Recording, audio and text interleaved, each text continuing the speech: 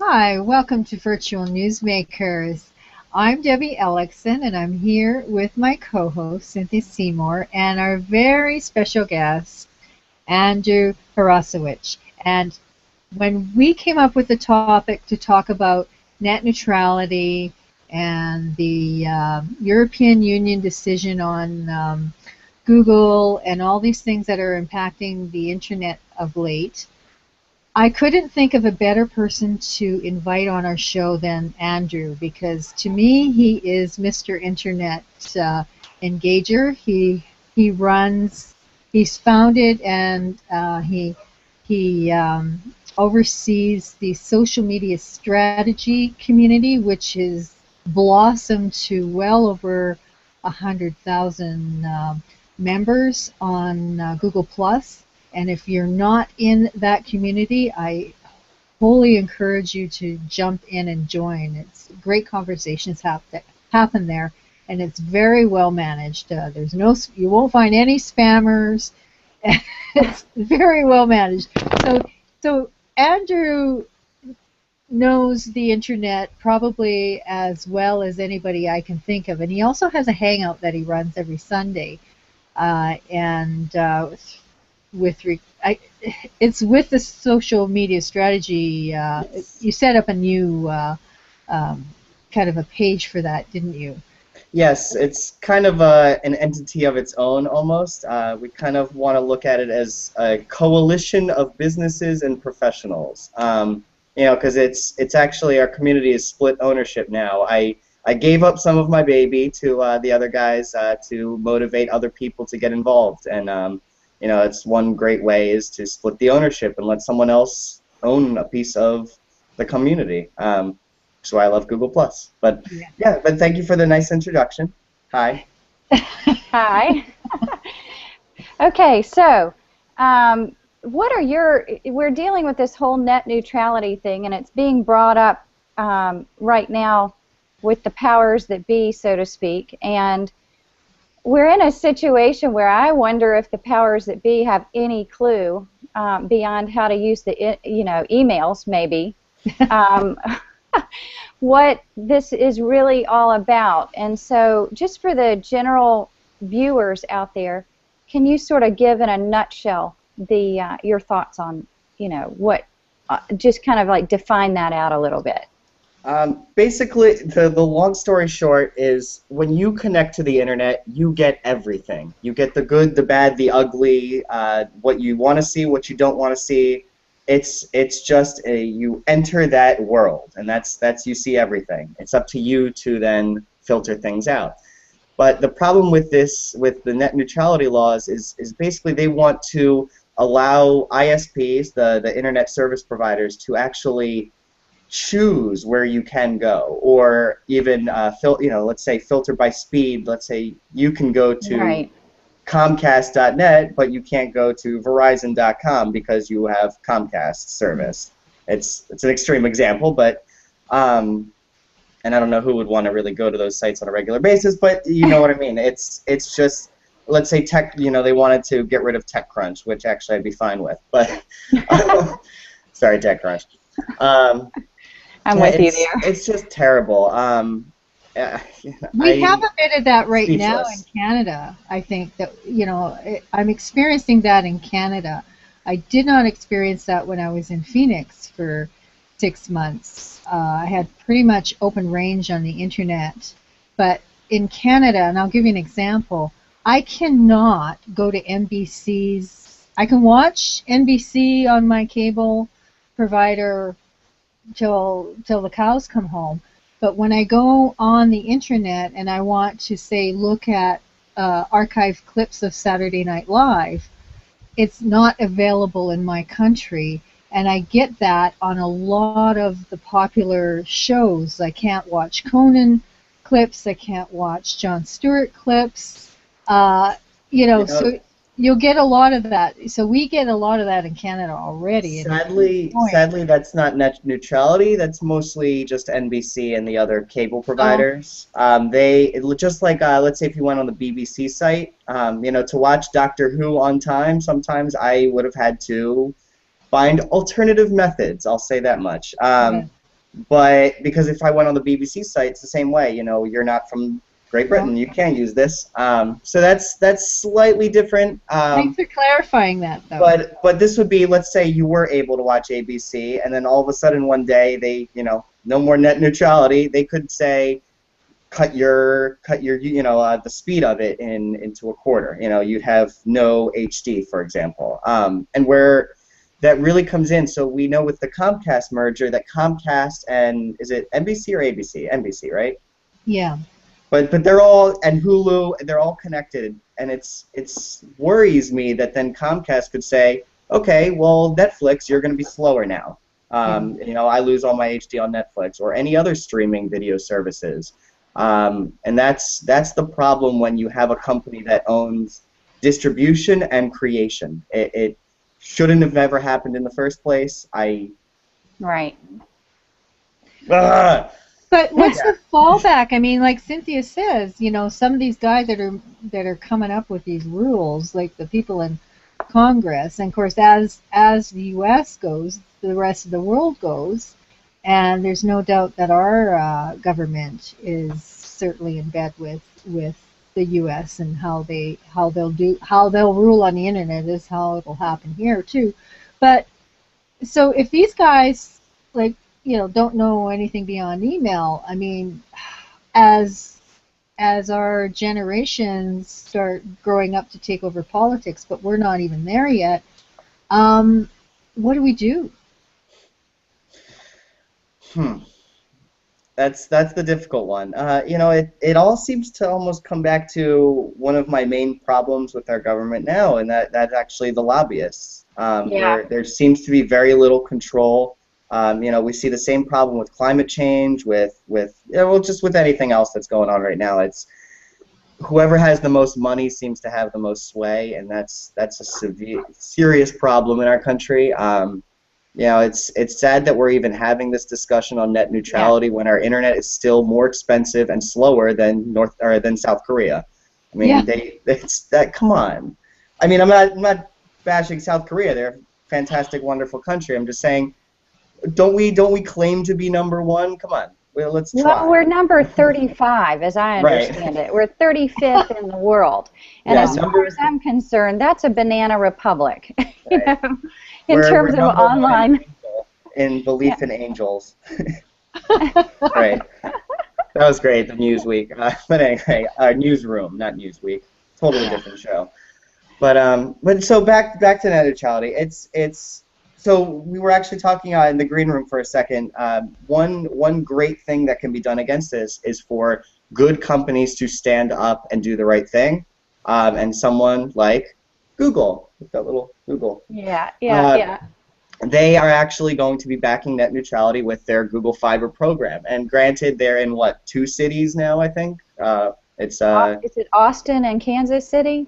Oh, I thought, or they're coming to Raleigh, I think. I saw Mark talking about it. That'd be great. Yeah. But so they're slowly getting their little beta tests out, and it's getting there, but it won't be a little while, and that bothers me, definitely. Or let's say you live in an apartment building. When I moved into my last apartment, we were forced to get Comcast. We had no choice. We tried. We even actually tried to get DirecTV and hide this little satellite dish on the roof, and the guy didn't notice. But yeah, he noticed, and we had to take it down. And they forced us to go with Comcast because the apartment building has a contract with them for the next 20 years or something ridiculous. It's probably not 20 years. I'm exaggerating, but still, I'm sure they write those things in to get a savings for the entire apartment complex. I wouldn't be surprised.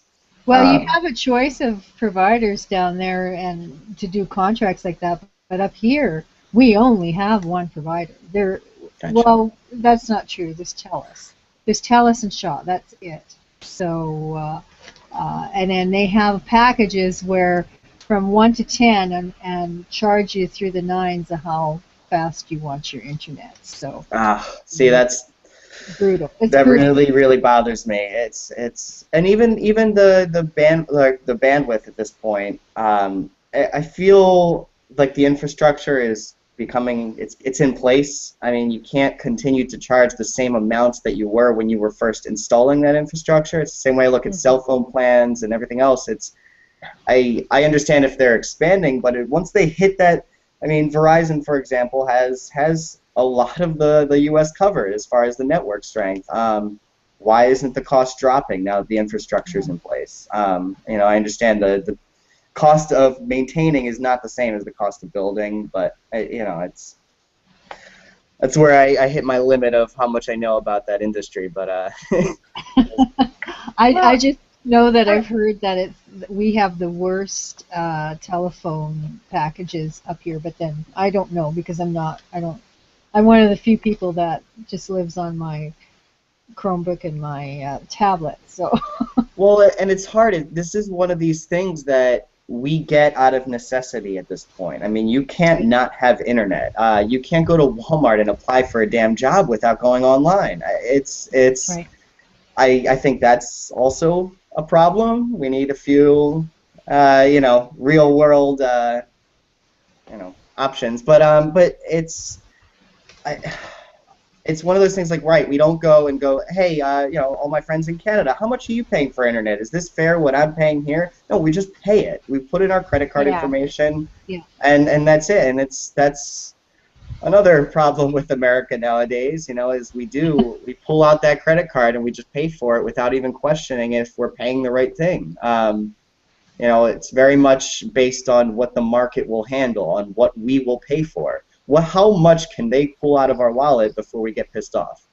That's kind of how the economy runs now, and it's not based on the value of a product anymore. Yeah. I think this. Now I'm ranting.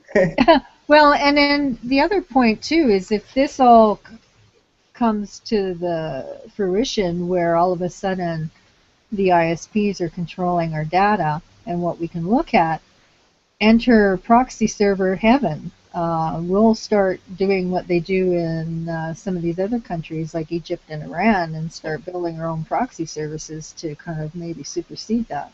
And I know that Pirate Bay is doing a few things about that actually. As far as they're trying to, their ultimate hope is to create free internet for the entire world.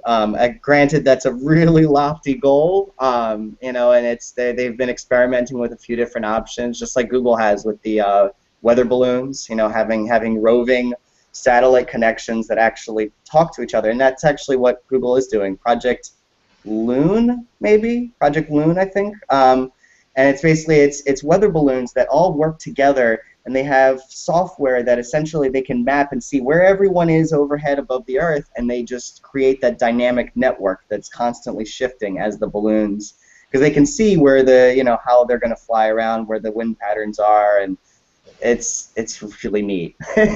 But again, that's 5-10 years off at least. I mean, at least. They're in theoretical, you know, some testing at this point, but that's it. Cynthia's. Yeah, it's. I guess one of the things we should probably flesh out a little bit more about what. It's almost like there's three things going on at the same time too, because we've got this net neutrality thing. The Comcast merger is probably what started a lot of this. But then the EU Union, or the European Union, just passed a law that how do we describe it? It's so if you see something on the internet that you don't want on there, and I mean this might be great for people who are being cyber libeled and cyber bullied, where you can get your provider to remove it or lobby to have your provider remove it. But on the other hand, it creates a slippery slope, because then you've got companies that, I mean, if you start that ball, it comes down to the same thing we've just been talking about. You have to kind of take the bad with the worst, even if you're the target of the worst. There's, it's, I don't know how to. I have someone who just published a blog post last week talking about how I'm a racism supporter. Me. I support Yeah. racism. Yeah. You know, with my progressive community and all, you know, all of the work. Like, seriously, just go through my posts for the last year and yeah. But it's, I don't care. He's an, I'm sorry, but he's kind of a nobody. He has no activity on his blog. He fakes his Twitter following, fakes his Facebook following. It's not going to get anywhere with that. And all of the activity I do on Google Plus, thanks to Google Plus, um, it's just going to trump that and send it down the search rankings. I mean, Yeah. it's really not a bother to me. And even so, if someone comes across and sees it, they can look me up and they can meet me. I mean, they can Yeah. go on Google Plus. You can hang out with me. It's easy. Yeah, But so yeah, it's easy for people to do that. I mean, I have right. my own trolls too, and but if you take the one post or however many there might be, and then compare that to the rest of the stuff that's out there about you, Right. then you have to balance that out. But again, if Or you could take that off, it would be nice. But then somebody but might take a post of yours off.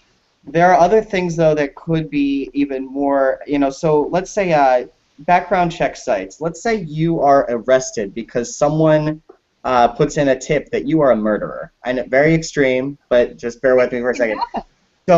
So let's say you're going to court and you're never convicted. You get released. They're like, what? We're crazy. You're innocent.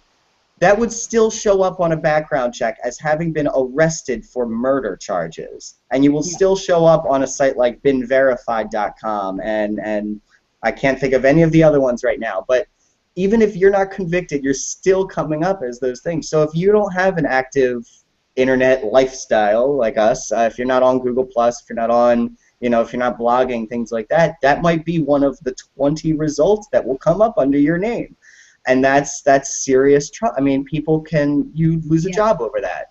And I Yeah. get it for that, but again, like you said, you got to take the good with the bad. It's too much of a slippery slope. Then they had one example of a pedophile who 5 years later he was like, I don't want that on the internet anymore.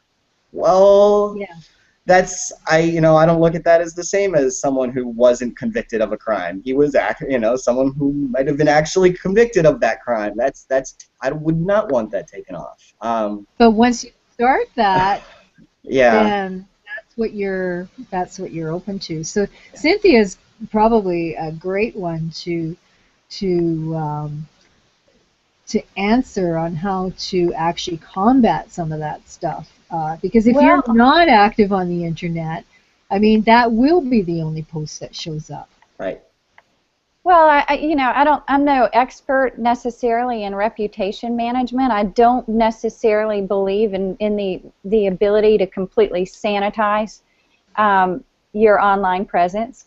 I do think that children and parents should have a little bit of control, and it gives rise to, you know, how do we view as citizens of the world the internet? And is it really a corporate owned entity? And do we need to start stepping up as global citizens and saying, maybe we need to formulate some kind of Bill of Rights or some kind of framework for how we see this.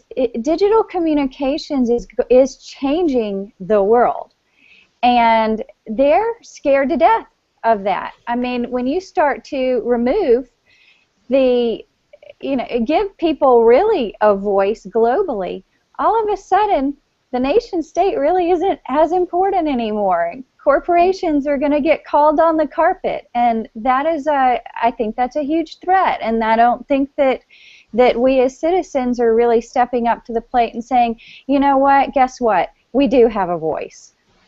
So that's my rant. When are we going to step up, and how do we step up, and how do we come together as citizens and claim our voice? It's hard to do that when we have people focusing on Benghazi and Right. is Hillary gonna run? I don't give a shit. I'm sorry, but sorry for the language. No But problem. Come on. I mean, there's so many better things we should be reporting on, and we're looping into now into newscasting and you know, the newsmakers on TV and how they're just disconnected from what needs to be said, and instead And the they're internet fills the gap of that too. right. But then if you cut away net neutrality, if you get rid of the free and open, we lose that final avenue, and that Yeah. really bothers me. You know, as And much you're only as going to hear about Benghazi and those. That's the only story you're ever going to hear about that. and granted, Well, 90% of the internet is cat gifs and just useless garbage. However, it's that 10% or even that 1%, even if it's 0.1% that's vital. I don't care. It's worth it. It's worth that 99.999% of garbage. If we can allow those people in that country to get out on Twitter and get their word out during a coup or absolutely. stupid, things Absolutely. like that. Yeah, it's This fantastic. whole thing, because there was very little discussion whatsoever on the media networks about what's going on in Venezuela. And we actually did a show about that before anyone was talking about that, you know, in mainstream media. And mainstream media is controlled by the corporate interest. So all of a sudden, I mean, and that was probably one of our highest viewed shows because nobody else I don't know if they weren't allowed or they were just sticking their heads in the sand or completely uninformed. But that is what makes these type of shows and these type of conversations so vital, is that we don't have to, as virtual newsmakers, kowtow to the corporate message, or yeah, exactly, in order to have our show. And we can talk about whatever we want to, even if it's Venezuela before anybody else is. And I don't think people are recognizing the value of that at all yet. No. And so I think it's really up to people that are involved in this type of stuff to start to say, hey, you know what, you have a voice and you can have a voice. But then the question of net neutrality, if they start to throttle down on our speeds, it's going to make it hard to do a Google Hangout show now, isn't it? Right. So yeah, I mean, Comcast wouldn't want us to have high bandwidth for Hangout shows because then we're taking away viewers that could be watching Hulu Plus or NBC, or, you know, it's one of their scripted TV shows that have sponsorships and, you know, advertising. That's what matters. We're almost at a point in our country where we do have to make that decision of do we care? Do we really care about the future of our country? And do we want it to become the corporatocracy that they joke about in what's the movie with one of my favorite movies, Idiocracy? It's a joke, but it's I mean, it was almost completely on point to a T, because are we all just gonna kind of just go, oh, hey, whatever, I still have my gifts, I still have my Twitter followers that don't listen to what I say anyway, we're fine, you know, whatever. Like, people are very... It's that lack of will and that lack of, I think it's lack of information. And really, I mean, I don't know, that is not what our country was founded on. And that, I have a background in political science, and it's painful for me to see, you know, our country founded on, you know, the ability to have voice. Right. And I think our founding fathers would be rolling in their graves if they thought that these corporate kings, if you will, these corporate monarchy people, oligarchy, had the power to throttle down on our voice. Right. So I lost my train of thought. Yeah. Well, you know, and I don't want to get too. It's not that I'm anti-capitalist, anything like that. I'm Definitely not either. What we do need, though, is that combination of humanity and corporate. We need to, and not the bad side of humanity, not the greed side that does seem to power most, you know, commercialism. It's we need the compassion, we need the empathy. You know, it's and actually, I just wanted to jump back really quick. Scott Scowcroft in the comments had mentioned that South Korea does have faster internet because they're a lot more dense, which does make, you know, it is a lot easier to set up infrastructure. But anyway, that jumped into my head. But as far as what we can do, keep speaking up like this. I mean, it's try to let people know. Oh, I got back my train of thought. I knew I'd get back there. So you were saying. All right. Oh crap. I've been in the middle. I was telling you guys in the green room, I'm still in the middle of a move, and I'm like, as I look around, you know, I'll see like a box that's unpacked. I'm like, I need to do something about that. But okay, so you were saying there's a lack of information. There we go. Got back eventually. All right. So you were saying there's a lack of information out there, but that boggles my mind, frankly. It's the same way that when I'm just shocked when people post certain things in the community, like a certain question, like how do I get more Facebook followers? Like just Google it. It's there. We have no lack of information. We have too much information. We have so much information that the reason we don't have any information is because there's too much other information. Yeah. And we lose the important things. So it's almost like we need people to step up and say, you know, you should be looking at this. Like, hey, go there. And hopefully trying to take some of that attention away from the mundane, from the useless social media normalcy. I mean, and I posted two like little I took stock images that I had previously purchased and put little quotes on them that were funny, and I know it's the exact thing I'm talking about here. I mean, I could have done something better with my time, and I admit, so I do it as well, but we all need entertainment. Yeah. We do. You just have to find a balance between that, and that's, I think, what's most important. You know, because no one's going to want to talk to you if you're just 24/7.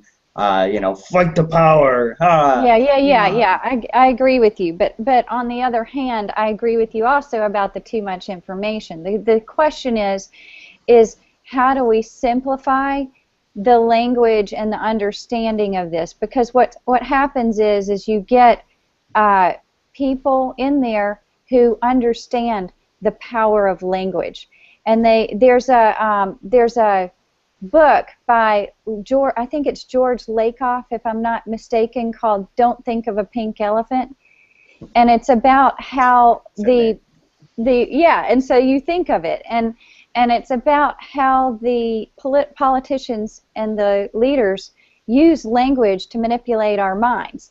So you know, you get these words in there like the Internet Freedom Bill and all these kinds of things, and they're using this as a way to distract us, or we're more concerned about what's going on with the Miami Heat, or, you know, who's breaking up with who that we have nothing to do with, you know, or, you know, in terms of these stars and stuff like that.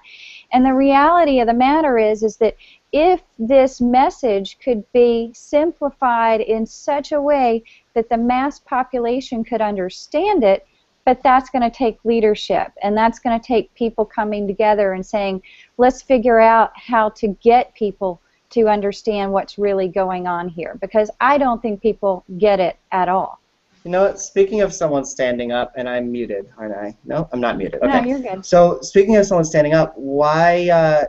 Where's Obama? I mean, not to say like blame Obama, but I thought that was why I elected him, in my opinion, to be a progressive liberal voice in the government. But where is that now? Do you really think that that's really what happened? That's the funny part, you know. Right. I mean, they're Not still elected by corporations. The reality, that's just the straight up truth. It's just, you know, we hope and pray, you know, and it's one of those things like, why can't someone just sneak themselves in there, like just be like, yay, corporations, and then the second they get into office, be like, oh right, let's do this, like. Okay, now I'm the benevolent dictator. Bring in like a hidden camera that shows, you know, this crap that goes on behind closed doors. I mean, something. And that's why I'm glad for things like WikiLeaks. Sorry, I know that some people. Of Edward Snowden, who who the U.S. government is. And I understand there are certain things you do need to keep secret, active missions, things like that. I mean, I don't want to put our servicemen, for example, in danger. No, right. However, there are things that need to be brought into the light, and I get where Snowden was coming from by releasing just everything he found, because just Right. like the internet, you got to take the good with the bad. It's all out there. It's not up to him to choose what is important for us to read, and I think that's a very important thing to recognize, is that we do need to ultimately make the choice to pay attention to this ourselves. I mean, no one's Right. going to force us to. We're us three in this hangout. I mean, yeah, we might get a couple hundred watching, but will we really motivate someone to change their minds? I don't know. It's people need to sit down and have that inner monologue. What's important to them. I don't know. Well, I The, think- the aspect with what you just said, Andrew, with the WikiLeaks and Snowden. I mean, they both expose some of the stuff that's going on in with what some of our elected officials have done, and look how vilified they are. So does that not play into this net neutrality? If you talk about the wrong person, you get shunned almost. Yeah. And then also, right, so with net neutrality, or even the EU decision, so does your priority list, when you sign up for having something removed, is there a priority list based on how important you are, on how much you pay in taxes, on how much on whether or not you're involved in the government? So now government officials can now start taking things off that they don't want to see. Yeah. It's like you said, it's a slope. slippery slope. It scares me to the point, Very scary. Yeah, and then or even to make it, and they could have had it, but still not made, let's say, Google liable for it. And I think that's another major point that needs to be noted, is that Google isn't even the publisher of the content. They were simply making all of the content that was currently available. And now they're being told you can only have part of the internet. You can only case, just what we tell you you can. It's a sigh worthy. Just Yes. Start playing taps in the background soon, because really it's if the EU decision is scary, because all of a sudden you've got our governments looking at this probably the same way, and what does that ruling, what's the fine print on that ruling? We only see what the media has reported. We don't know what's in the fine wording. also, all us people, we're all very selfish people, humans in general. Sorry, humanity, we're pretty bad. But when it comes down to it, so if they were to say pass this in the U.S., there might be one or two things I'd apply for removal from Google, and I hate myself for it, but and just like in the EU, people are going to be doing that, and they're going to say, well, I want this removed. I don't care if it's an unjust law. It's going to help me in this situation. And because we constantly look for those loopholes that'll help us, and that's trouble too, because it just lends more legitimacy to this law, and trouble. Yeah. Trouble ahead. It is, but I think that, is there anyone that you know of in Google that is starting to address these types of things, or do they have I don't know. It'd be interesting to know who's in their government relations, because that would that's probably a huge start right there. Actually. Well, like I said before, they're backing fully net neutrality on the Google Fiber network, and some actually, yeah. So I was saying before, something like that would be our saving grace. Only in that, if you're fine with Google owning all of the internet, because people would just jump over instantly. I mean, if you were being told you could either have cheap, fast internet or this expensive Comcast garbage that you can't even watch Netflix on. I'd be willing to help decision. Crowdfund that, to tell you the truth. Right. Google could make a Kickstarter, make $30 billion in a weekend, and just pay for the infrastructure flat out. You know, and let's say when you join the Kickstarter, you get a year's free service for a certain. They could do something like Well, that. and you become a founding, internet owned by the people, as opposed to by the That'd be neat. corporate. We're Yeah, our it'd own be country. amazing. They stamp your name on one of the wires somewhere, right? Yeah. I still Or don't you really become a understand how it all stakeholder works. or something somehow. We'll have to I'm develop a flag because we're now the country of Google. I'm great with computers and I live on Google Plus, but man, there's a point where the internet, like I don't get it. I understand the basic concept, but it's just floating there somewhere for me. Like I just the complexity boggles my mind of it. But But on the that's other not hand, the hypocrisy of what we were just talking about, because Google is a corporation. right. I mean, don't be evil. They've So tried and what if somebody like I don't know, John Boehner or one of these guys that doesn't necessarily represent, I don't know whether John Boehner represents open internet or not, but you know what I mean. If you get one of these guys that retires from political life, now he's the head of Google, and all of a sudden everything changes. So there's a danger of even right. Google owning the internet. That's completely understandable. And Google even, I mean, they used to really push that "Don't be evil" tagline, and notice they don't push it that much anymore. I don't really think there's any sinister reason for that. I'm just joking around, but they have always tried as a company to stay, for the people. But you're right, things like that can change. That can change Change in a heart. instantly. Let's say the plane carrying the Google execs goes down, and that's a whole fresh class of executive. That's terrible. I know. That's just. Oh, You never know. No, actually, right. Vic's not in there anymore. That's right. But Dave Brespris, right? In case he's watching. Hey. But no, it's yeah, things can change at a company, and that's. It's a tough thing. Well, again, I'm not sure. I don't know what the answers are to this whole thing. But the reality of the matter is I think we need to be stepping up somehow and getting more informed about it and helping other people get informed about it as well. Because I really think that the general public is lost in terms of this whole topic. And I have to admit, I even feel somewhat not necessarily entirely informed about it. So we have had some terrific comments coming in from the Google Plus event page. And I want to do some shout-outs to Carrie Butler. Scott Scowcroft has been absolutely really interesting. Richard Clarkson and Kristen Drysdale and Bruce Marco. And it's really spurred a complete conversation going on in the G Plus Hangouts page. So. Scott is definitely.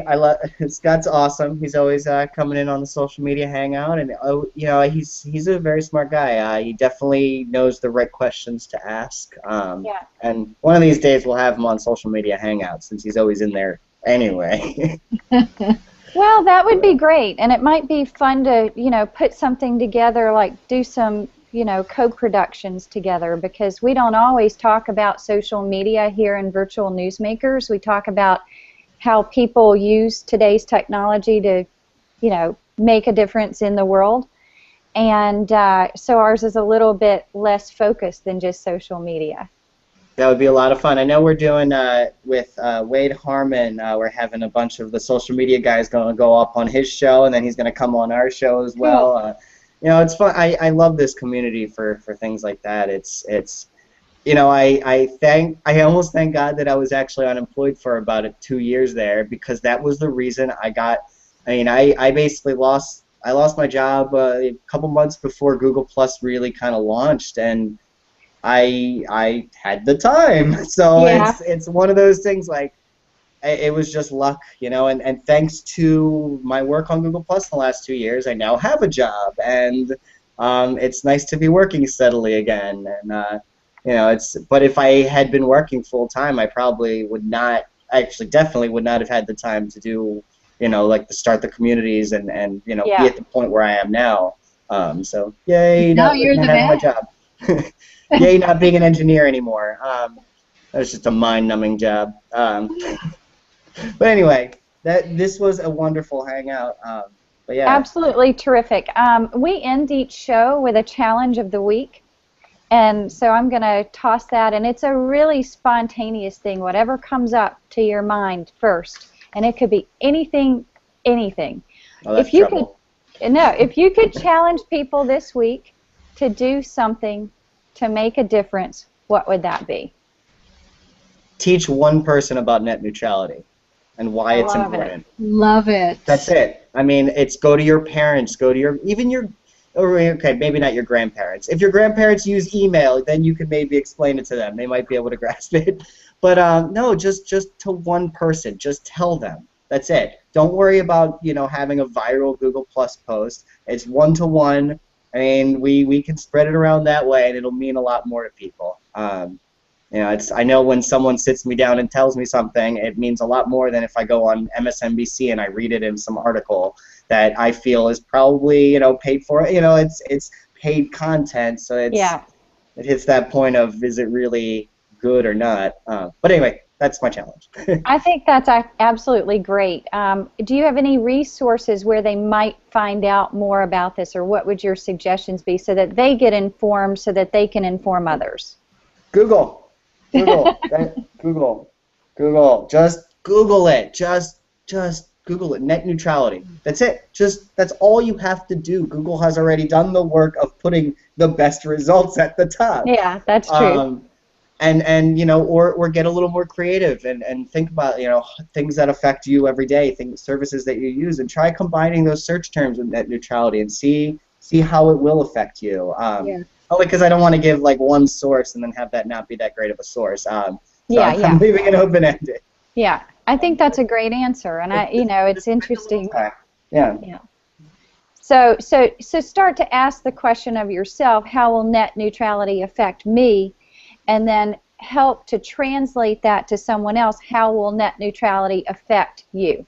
Yes. And if we can start to get that message across one by one, we double it up and it starts to exponentiate. Now you tell someone else, all of a sudden people get informed. And I think that's a really great challenge. When is your next social media hangout show? We are going to have one on Sunday, and I wish I had had time to set up the event already. But as I said, I'm moving. I'm going crazy. That's okay. I'm going to be setting that up later today, hopefully this afternoon. But on Sunday afternoon, 3 o'clock EDT. Okay. Eastern just time. Google social media hangout or put it in the search term on Google Plus. smhangout.com. And if people can't make it to a hangout or to a virtual Newsmakers show when it's being done live, it's also then on YouTube. And I don't think a lot of people realize this, is that they can watch these shows on demand. And that's one of the brilliant things about G Plus Hangouts being connected to a YouTube channel. And I added our little URL down here if you want to, smhangout.com. You can hit up all of our past shows. We have links to, we're on YouTube. We're also on SoundCloud. If you're sitting in the car, you don't want to watch YouTube, just listen to us, add us to a playlist. And we are coming soon to iTunes as well, once I figure out what I have to do for that. Well, Great. I've been busy. I can tell you, I just put us Awesome. on iTunes, so I'll share that information. Great. I really want to thank you for joining us today and getting into this conversation. I really want to thank everybody that commented during the event. It's been great to see you all. And we will be back on next Friday at noon to 12 to 12:30 Eastern Standard Time. And we are also on Virtual Newsmakers YouTube channel. So anyway, that being said, thank you so much, and go teach someone how to find out more how net neutrality affects all of us. Awesome. Bye. Bye. Have a good weekend.